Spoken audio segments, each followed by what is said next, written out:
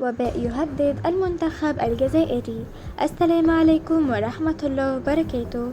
أهلا وسهلا بكم متابعيني الأعزاء. قبل ما نبدأ ما تنسوش تصلوا على النبي عليه أفضل الصلاة والسلام، ويلا بينا نبدأ الفيديو.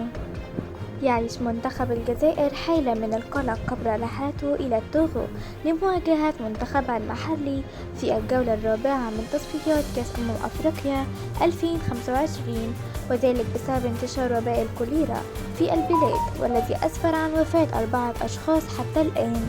وكشفت وكالة الأناضول أن التوغو تواجه تفشي وباء الكوليرا، حيث أشار وزير الصحة التوغولي تشين داري إلى أن 4 وفيات قد سجلت بسبب الوباء في المنطقة لومي الكبرى العاصمة التوغولية.